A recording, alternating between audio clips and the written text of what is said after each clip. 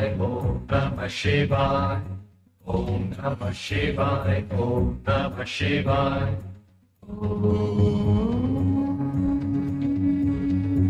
Yambakam yajamahe sugandhim pushtivardhanam urvarukamiva bandhanam mrutyurmukshiyamamrutat. Shivaya, Om Namah Shivaya, Om Namah Shivaya, Om Namah Shivaya.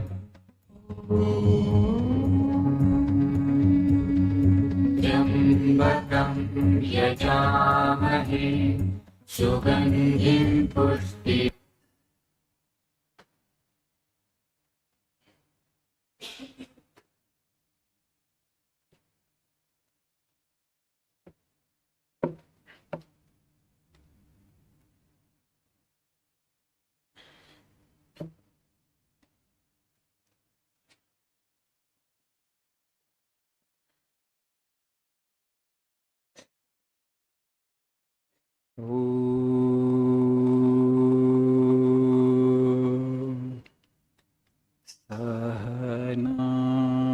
Sahanavatu Sahanau Bhunaktu Sahaviyam Karavavahai Tejasvi Navadhitamastu Ma Vidvishavahi. Om Shanti Shanti Shanti. Om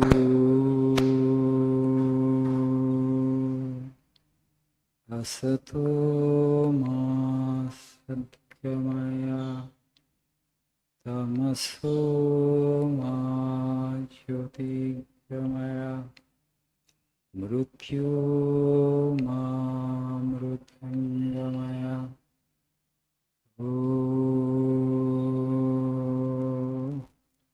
Shanti Shanti Shanti.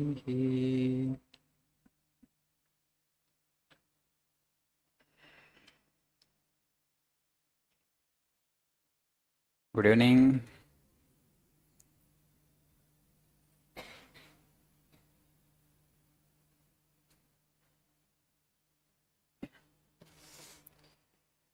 And started. We are on store for a harsh summer, it appears. ఫిబ్రవరిలోనే వేసవికాలం మొదలైపోయింది. Just 8th February, it's quite hot. We don't know how it will be in April and May.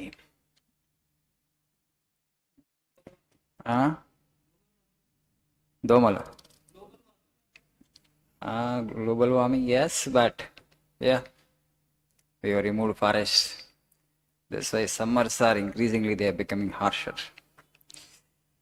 Yeah, please see page number 77 for today's quote.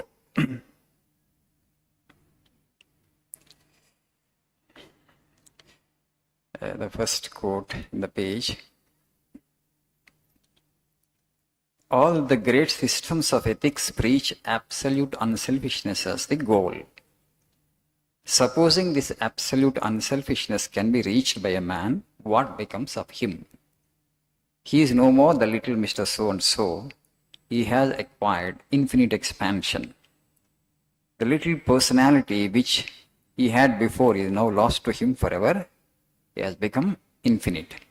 And the attainment of this infinite expansion is indeed the goal of all religions and of all moral and philosophical teachings. समझ में आ गया कुछ? Do you understand? All the great systems of ethics preach absolute unselfishness as the goal. All religions, all philosophical teachings, all mystical traditions preach that you be unselfish, O human being. మనిషిని నిస్వార్థపరుడిగా ఉండమని చెప్తూ ఉంటాయి అన్ని ధర్మ గ్రంథాలు. Yes, that is the basic teaching of all religions, of all philosophical teachings. Why? What happens to me if I become unselfish? What will I gain? నేను నిజంగా నిస్వార్థపరుడు అయితే నాకేం వస్తుంది? You will gain, you will become the infinite. How? You will go beyond this limitation of body and mind. You will acquire that infinite expansion. You will realize your immortal nature. That should be the goal. You know, in our culture we talk about Chaturveda Purushartha. Dharma, Artha, Kama and Moksha. Today the problem in the world, particularly in our country, is we have lost sight of this goal, Moksha. మనిషి ఎందుకు వచ్చాడు ఇక్కడికి, తర్వాత ఏం చేయాలి, why we have come into this world, what is the highest thing that we can do, we have to do. Our aspiration should be to attain moksha, to attain perfect freedom, to attain truth, to attain to our infinite nature, to attain to our immortal nature. Amrutatva siddhi, amaratva prapti. That should be the goal. To attain to that immortality. To attain that, we need to practice dharma. Indian civilization actually is dharma-based civilization. Our core value is dharma. That we have forgotten post-independence, unfortunately. That's the reason there is so much of corruption, greed in this society. People have lost sight of this goal of moksha. Dharma, artha, kama and moksha. When moksha is not your goal, you don't care to practice dharma, then what will remain? Only artha and kama. Only wealth-seeking and pleasure-seeking. That has become the sole goal of the entire civilization. Dhanam sampadinchali, sharirika saukhya, bodily pleasures. Okay, that has become, sensory pleasures has become the sole objective of an average human being, unfortunately. We have this maxim in our culture, dharmo rakshati rakshitah. Vinar kada? Suna nahi suna? Suni. Dharmo rakshati rakshitah is written on walls everywhere. So, it is from the Mahabharata. You all know about Yaksha Prasnas. Yaksha Prasnalu andaru telusu kada? Gurtunaya? Prasnalu evanna? Gali kanna vegamaindi enti? What is swifter than wind? Yeah, very good. Mind. Pranam unna kadalenidi. It has life but it can't move. What is that? Chinnappudu chadukole Yaksha Prasna. It has life but it can't move. Egg. This was the question asked by that Yaksha. He was asked this Yudhishthira. Yudhishthira answers all his questions. Right. You know the story in the Mahabharata. The story you all know actually. They were in exile. Okay? But Vanavasam chestunnaru, Aranyavasa time. They were in exile. So the brothers felt thirsty. And so Yudhishthira asked the brothers, you fetch little water. The first Nakula goes, the pond, he sees the pond. He was about to collect water from the pond. Then he heard this voice, ethereal voice. Yama says that, Yaksha, he was in the form of Yaksha. He says that you can't collect water from this pond. First you have to answer my questions if you want to take water. Then Nakula felt that who he is to resist me, who he is to say no to me. How dare him to say no to me? Don't he know who I am?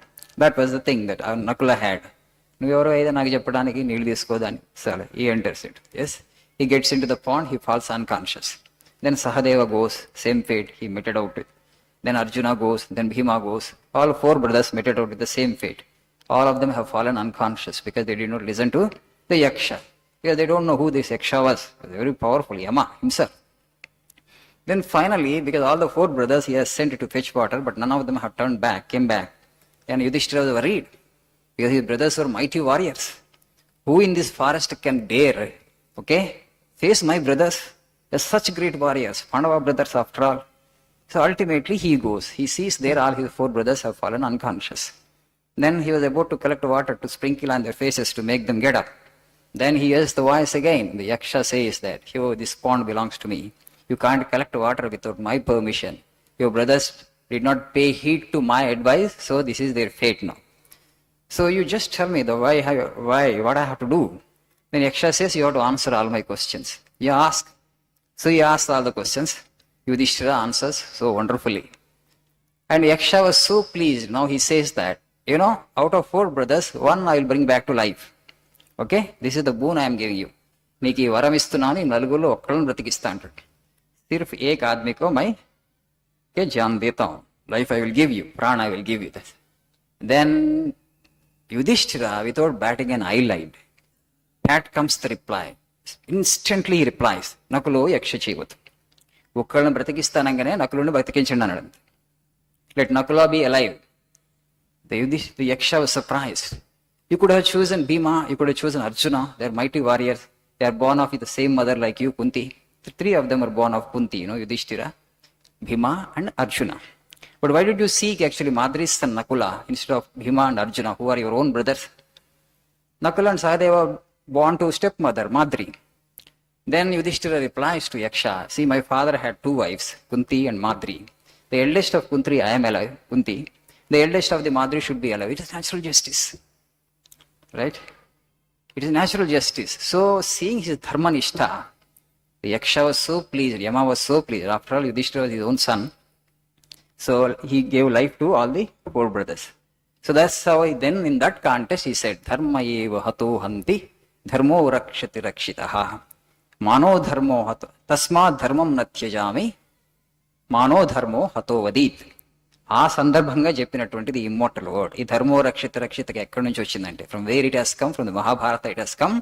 At that time Yudhishthira utters ధర్మ ఏవ హతో హంతి. If you ట్రాన్స్గ్రెస్ ధర్మ that will kill you.